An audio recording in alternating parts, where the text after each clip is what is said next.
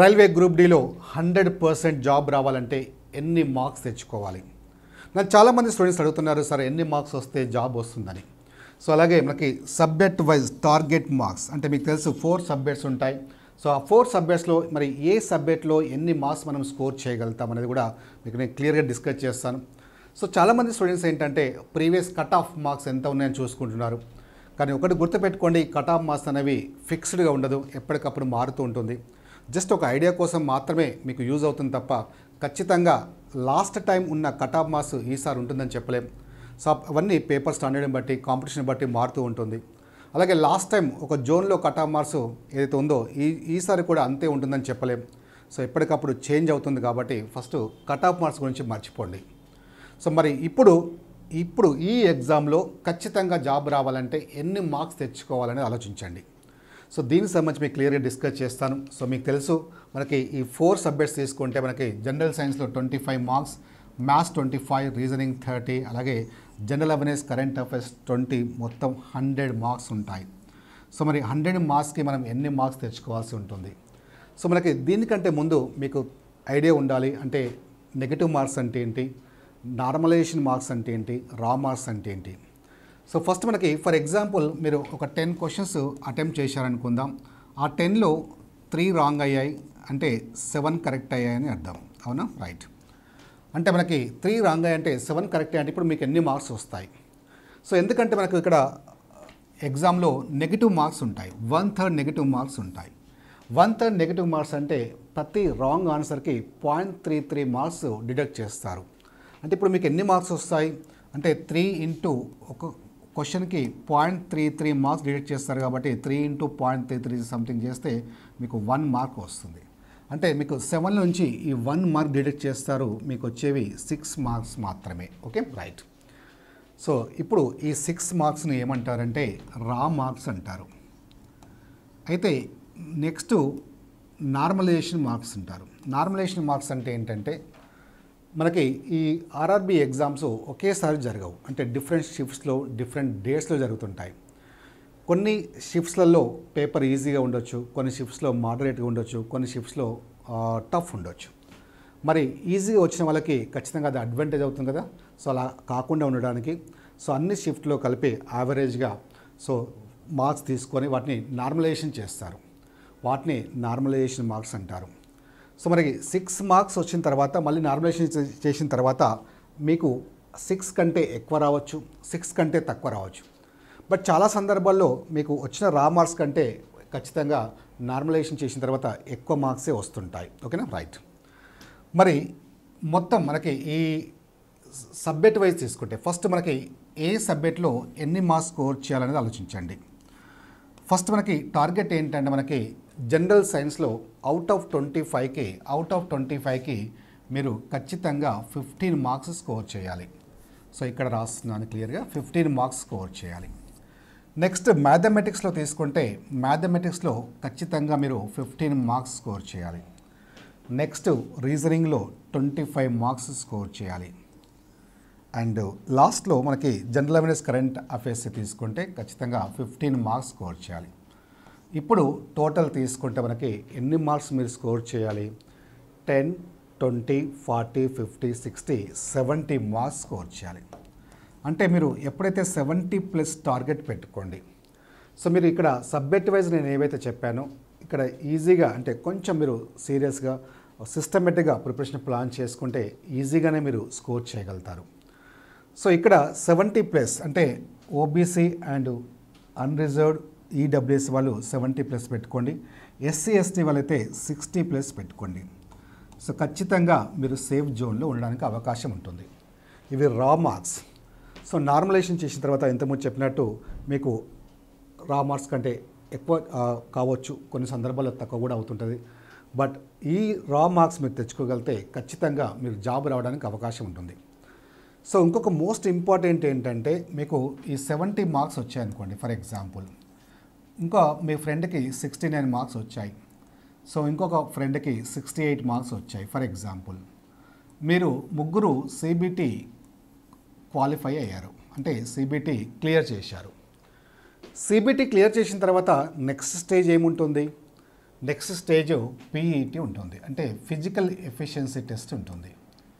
ఈ physical efficiency టెస్ట్కి ఎలా పంపిస్తారంటే 1:3లో పంపిస్తారు. అంటే ఒక పోస్ట్కి ముగ్గురిని పంపిస్తారు. ఒక పోస్ట్కి ముగ్గురిని పంపిస్తారంటే ఫర్ ఎగ్జాంపుల్ మీ ముగ్గురు ఇక్కడ సిబిటి క్లియర్ చేశారు, మీరు పీఈటీకి క్వాలిఫై అయ్యారు. అంటే సిబిటి క్లియర్ చేసేంత మాత్రాన మీకు జాబ్ వచ్చినట్టు కాదు ఇక్కడ. సో సిబిటి అనేది మనకి క్లియర్ చేసిన తర్వాత నెక్స్ట్ మనకి స్టేజ్ పీఈటీ ఉంటుంది కాబట్టి సో అప్పుడు మీరు పీఈటీలో అంటే ఫిజికల్ ఎఫిషియన్సీ టెస్ట్లో కూడా మీరు క్వాలిఫై కావాల్సి ఉంటుంది. సో ఇక్కడ మీ ముగ్గురు కూడా మళ్ళీ ఫిజికల్ ఎఫిషియన్సీ టెస్ట్లో క్వాలిఫై అయ్యారనుకుందాం. అప్పుడు ఎవరికి ఇస్తారు ఛాన్సు? ఎవరికైతే మార్క్స్ ఎక్కువ వచ్చాయో వాళ్ళకే ఖచ్చితంగా జాబ్ రావడానికి ఛాన్స్ ఉంటుంది. అంటే ఇక్కడ మీరు అండర్స్టాండ్ చేసుకోవాల్సింది ఏంటంటే జస్ట్ సిబిటీలో నేను క్లియర్ చేస్తే చాలు అనుకుంటే సరిపోదు. సో ఖచ్చితంగా మీరు పీఈటీ క్వాలిఫై కావాలి, మళ్ళీ ఓవరాల్గా చూస్తే మీరు మెరిట్లో ఉండాలి. అంటే ఇక్కడ మీరు గుర్తుపెట్టుకోండి, మీరు మ్యాక్సిమం మార్క్స్ స్కోర్ చేయండి. అంటే ఎంత వీలైతే అంత స్కోర్ చేయడానికి ట్రై చేయండి. 100కి మ్యాక్సిమం మార్క్స్ స్కోర్ చేయండి. ఎందుకంటే ఇది కాంపిటేటివ్ ఎగ్జామ్. మీకు తెలుసు ఒక్క మార్కులోనే జాబ్ రావచ్చు, ఒక్క మార్కులోనే జాబ్ మిస్ కావచ్చు. మీకు 70 వస్తే జాబ్ రావచ్చు, 16 వస్తే జాబ్ రాకపోవచ్చు. అంటే ప్రతి మార్కు మీ జాబ్ని డిసైడ్ చేస్తున్న విషయాన్ని గమనించండి. అంతేగాని ఫిక్స్డ్గా లాస్ట్ టైం 50కే వచ్చాయి, లాస్ట్ టైం 60 మార్క్స్కి వచ్చాయి, మా ఫ్రెండ్కి 45 వచ్చినా వచ్చాయి అని కంపేర్ చేసుకోకండి. లాస్ట్ టైం గురించి ఆలోచించకండి, ఇప్పుడు ఆలోచించండి. ఎందుకంటే కాంపిటీషన్ ఎలాగైనా ఖచ్చితంగా ఎక్కువ ఉంటుంది. సో డెఫినెట్లీ పేపర్స్ అని కూడా ఎక్కువ ఉండడానికి అవకాశం ఉంటుంది. ఎందుకంటే మనకి ఎప్పుడో 4-5 ఇయర్స్ ఎగ్జామ్స్ గ్యాప్లో మళ్ళీ పెట్టినప్పుడు ఖచ్చితంగా కాంపిటీషన్ కూడా పెరుగుతుంది. కాబట్టి సో మైండ్లో ఎప్పుడైనా ఎక్కువ టార్గెట్ పెట్టుకోండి, అంటే తక్కువ టార్గెట్ పెట్టుకోకండి. సో ఎక్కువ టార్గెట్ పెట్టుకుంటే ఖచ్చితంగా మీరు సేఫ్ జోన్లో ఉండడానికి అవకాశం ఉంది. కాబట్టి సో ఖచ్చితంగా ఈ మార్క్స్ మీరు స్కోర్ చేయడానికి ట్రై చేయండి. ఓకేనా? రైట్.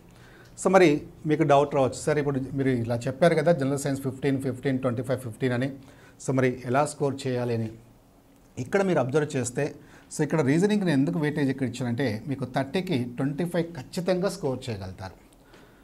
అది అంటే అఫ్కోర్స్ సిన్సియర్గా ప్రాక్టీస్ చేయాలి, టెస్ట్లు మ్యాక్సిమం అటెంప్ట్ చేయాలి. సో అప్పుడు ఖచ్చితంగా మీరు 30కి 25 100% స్కోర్ చేయడానికి ఛాన్స్ ఉంటుంది.